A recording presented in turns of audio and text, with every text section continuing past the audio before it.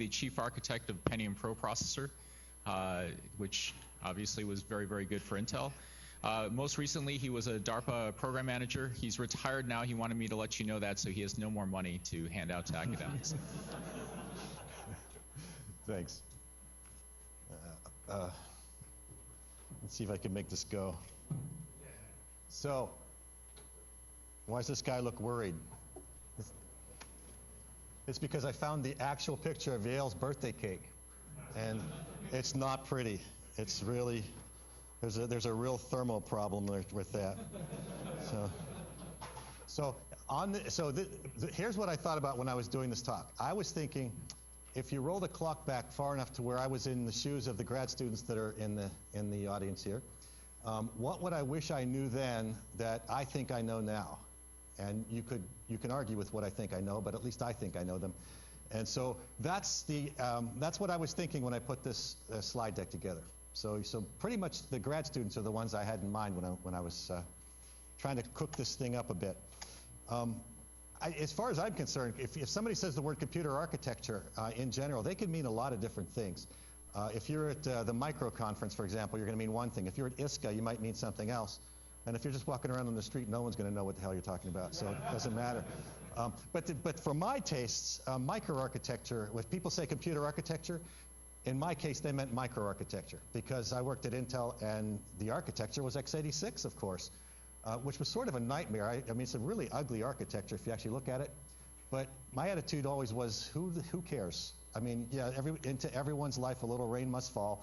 And if you're going to work at Intel, the rain looks like x86. But once you get past the ugliness, all you have to do is implement it fast, and you're back in business. And the good thing is there's lots of tools, there's lots of experience, there's other compensations. Oh yeah, and you make a hell of a lot of money once you finish the chip. And so there's actually good parts to it, and that's why you do it. That theme's going to recur here, you're going to see in a minute. But that's why when I say computer architecture, microarchitecture is what I'm thinking. And here was the winning formula. This is what you did for the 20 years or so that I was actively designing things. And it kind of went like this. You think of a new tweak, some idea, some better way to do something. Maybe it's a solution to something that was bugging you on your last design. And so then you simulate that in isolation. You convince yourself that it's actually a win. Your new idea is a definite improvement over the old way it was doing it. But notice I said in isolation. You just take your new idea and you see if that new idea is worth 10%, 15%, whatever. And then if you're the chief architect of a part, you have people under you that are doing number one, and you're accumulating their ideas. And so you have a list of them, and you have, you may end up with 10 or 12, some number like that, of tweaks, each of which is worth a few percent. Taken as a whole, you're hoping that that list represents enough of a win over the previous generation that you can make a product out of it. And of course, there's also the Moore's Law aspect that if you don't mess up, you're going to have a better and more transistors to do it with. And then if you know what you're doing, in my opinion only, you apply what I'm going to call windage, which means, remember how we did the tweak in number one in isolation? It turns out when you add them to all the other ideas, they interfere in bad ways. No one ever comes, if you're the chief architect of a design, no one ever comes to your office and says, great news, my idea works even better than I said. Instead, they come and they say, they kind of look down, and then you know it's going to be a bad day. But the idea is these ideas, they interfere with each other. They don't really reinforce the way you wish they would. Instead, the 5%er went down to a 3%er. In some cases, the 5%er in idea number one turned into a 3, and it also took another idea and trashed it completely that used to be worth 4. And then, of course, you've got thousands of applications to care about, not just a couple. So that's what the windage part is. It's a matter of taste and judgment. And by the way, so this is something I noticed when Owner was talking about Yale's list.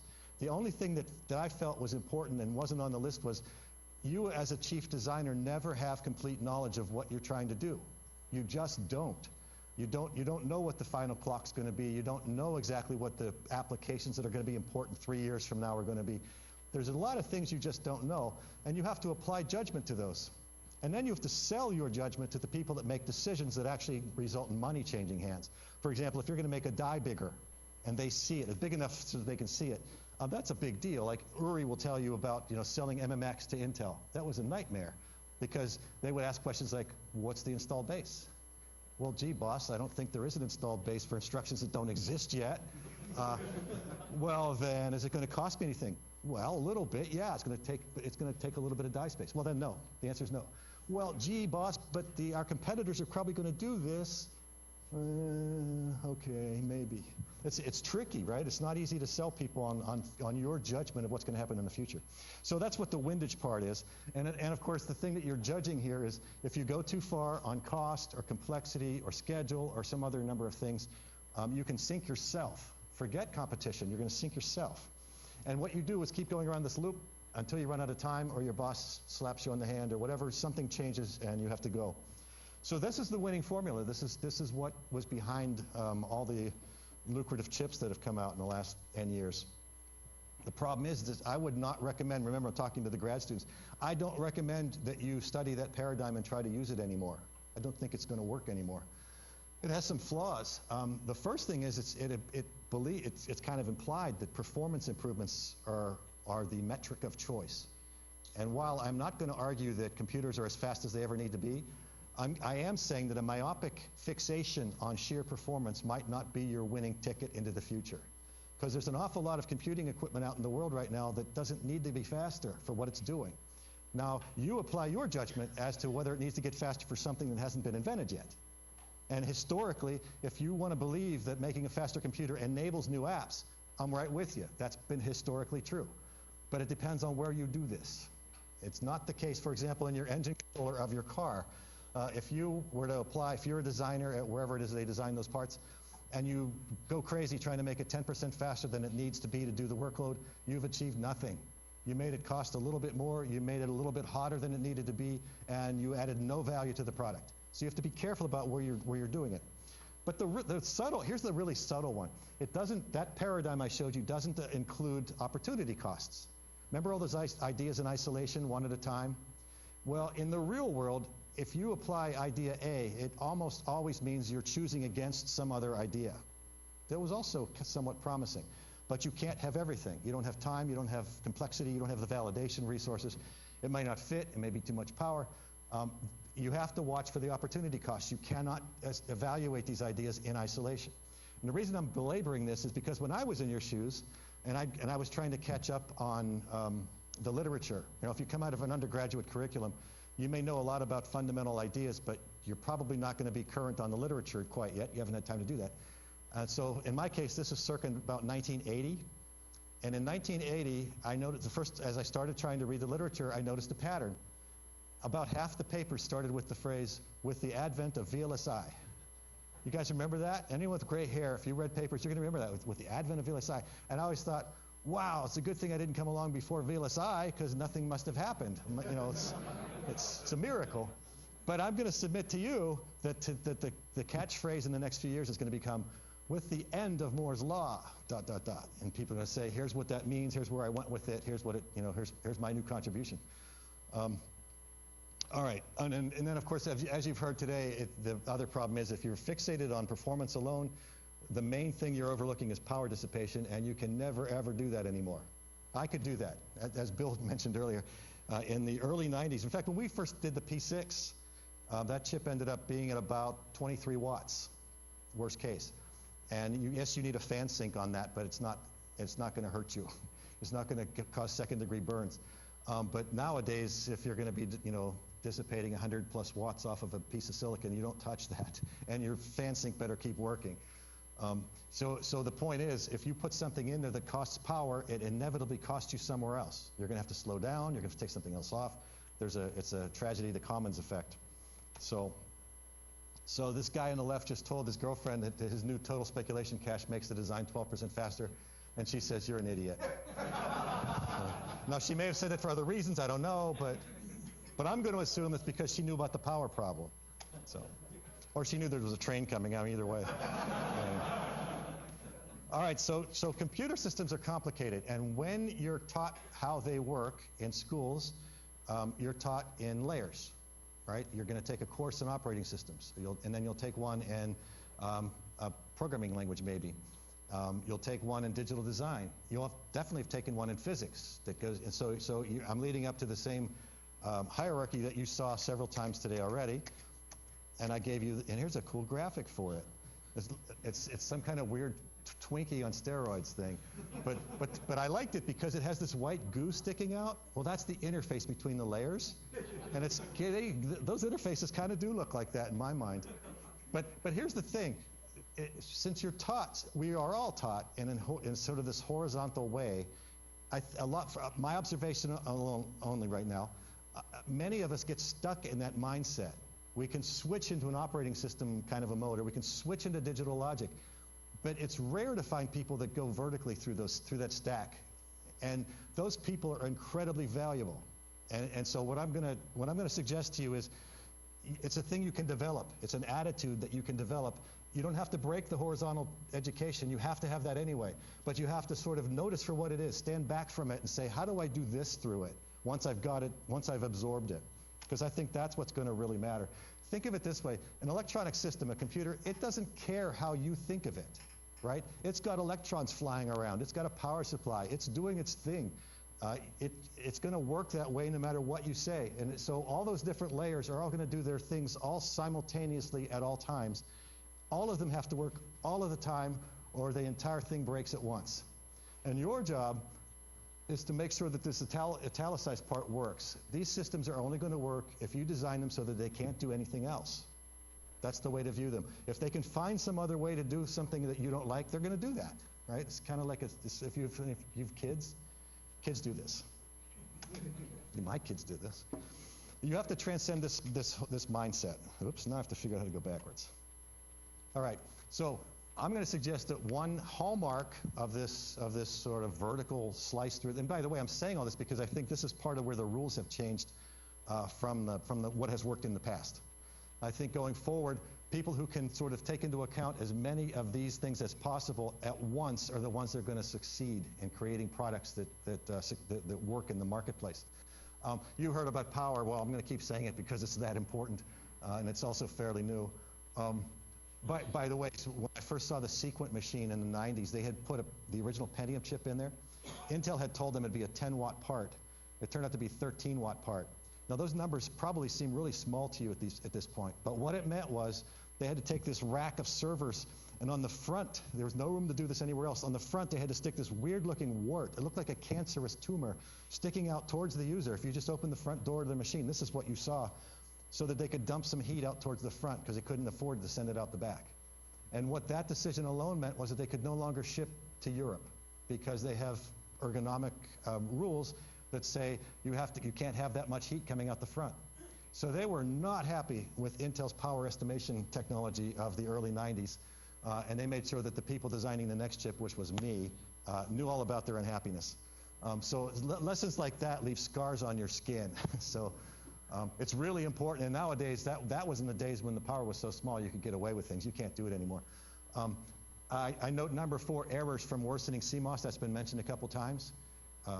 Designing reliable machines on unreliable components is going to be very entertaining in the future and very necessary.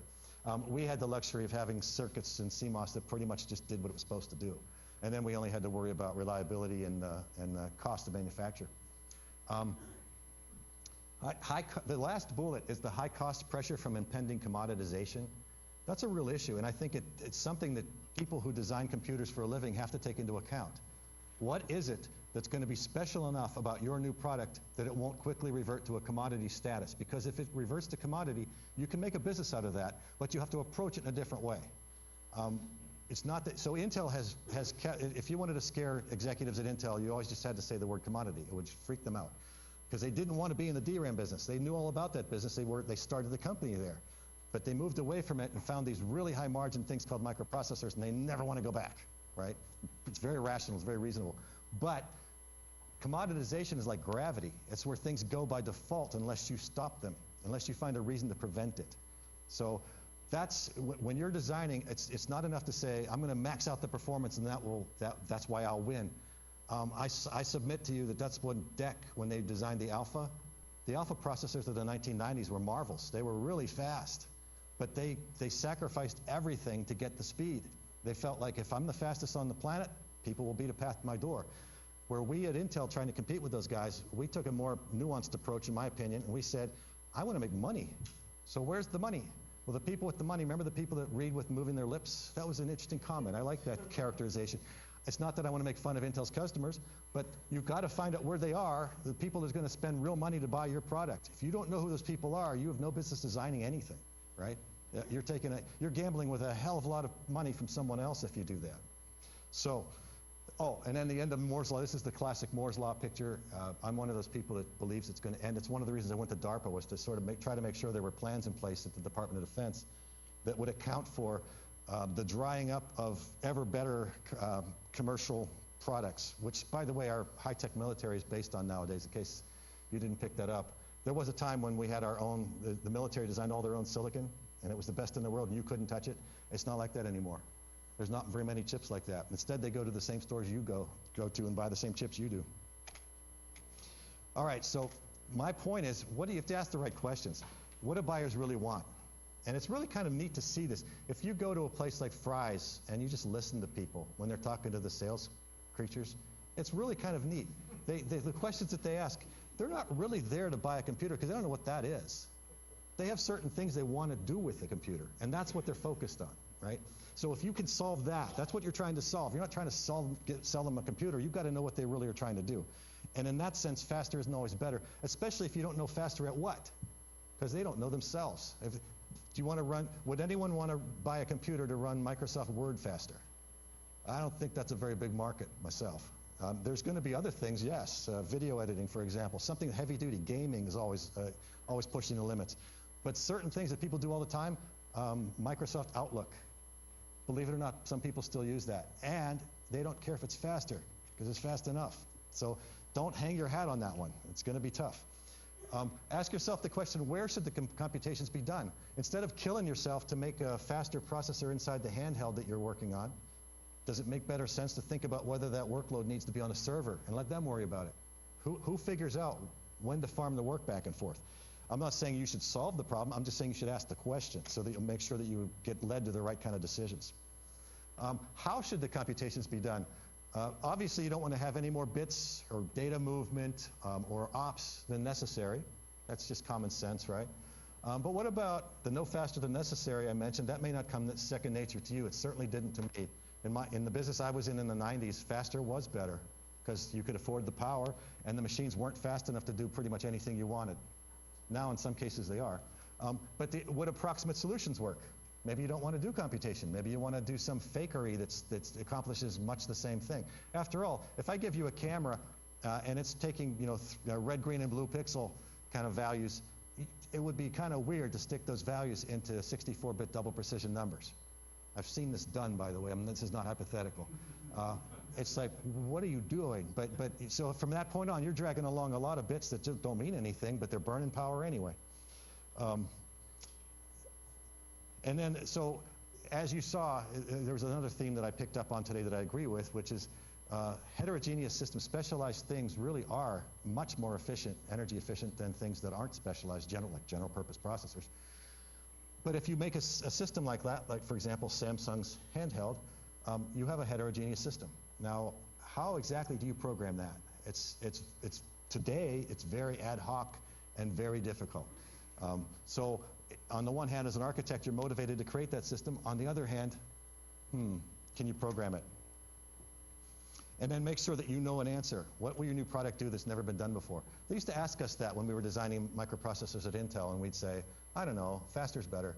We could get away with that, and we did. But I submit to you that it'd be dangerous for you to try the same game. In some sense, you'd better have a better answer than we did. And this is something people forget about all the time, so I will just sort of remind you.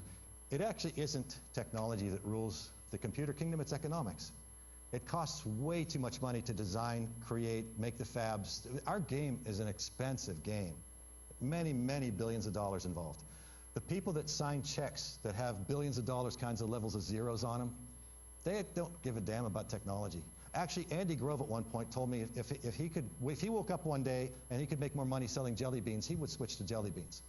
Because in some sense, he felt he owed the stockholders to do whatever it was that returned most value to them. And as it turned out, we ended up making computer chips because that's where we saw the most value. But what he was trying to say was, don't get too enamored of your technology. That's a dangerous thing to do. It's economics. Now, and you can get enamored of it if it's cheap. You can indulge your passion if it's only going to cost $1 million a year to do it. But when it starts costing dollars like this, you actually have to succeed. And to succeed, you have to hit the kind of marketplace that's going to supply you enough money so you can do it again. So don't forget, it's economics. Don't get too wrapped around the axle on how things work and which gears mesh with which other ones. All right, so some last words. And this is going to go against everything I just said. You've been hearing advice all day long from people with gray hair like me who earned our stripes and our scars the normal way. But we all have blind spots, including us, right? And so here's an example. If you want to go off and design an instruction set, you think that you just live for that, go ahead. I think you're an idiot, but go ahead. I mean, you might prove me wrong. You might find out that there's a factor of 10 somehow magically in there that I never saw coming. And man, I will thank you for educating me. I'm still educatable. But if you want to know what I think, I'd say no, don't go there. So I have blind spots, and your job as grad students and prospective design engineers in the future is to avoid my blind spots so that you can have your own, because you will. So at least don't have mine. That's stupid. You have to learn from other people. You're not going to be on the planet long enough to make all the mistakes yourself. So you have to learn from others. And you also, here's an example of one of my blind spots, and I will tell you, because you can see them if you think about it hard enough. One is, at no point so far have I assumed that some brand new interesting technology is going to show up and change the rules. Remember the end of Moore's Law thing? So what I've kind of subliminally tried to hint to you is, oh dear, because of the end of Moore's Law, you're going to be kind of stuck, so you'd better go off in some other direction, because poor you're not going to have better and better silicon. I actually think that's probably true, but it could be a blind spot. Maybe you know some other technology is going to come along and replace it. Just because I don't know about it, or maybe my judgment is it won't work and yours is that it will. Hey, that's the way it is. So I'm just pointing that out. It's wired into my sort of worldview that this is the way it is. And the more certain we are, as old guys, the more skeptical you should be about, right? All right, so yeah, there's Earl, you were in my blind spot. If you can't see that, the elephant just crushed one of his friends. So two other things. It's always fun to end with Richard Feynman, and what he said to do was study hard what interests you the most in the most undisciplined, irreverent, original manner possible. And I love some of the quotes that he provided over here. Fall in love with an activity and do it. Don't think about what you want to be, but what you want to do. And this last one, for some reason, resonated with me, and I still can't figure out why. It says, keep up some kind of minimum with other things so that the society doesn't stop you from doing anything at all. So if you can figure out what that is, let me know. That's it for me.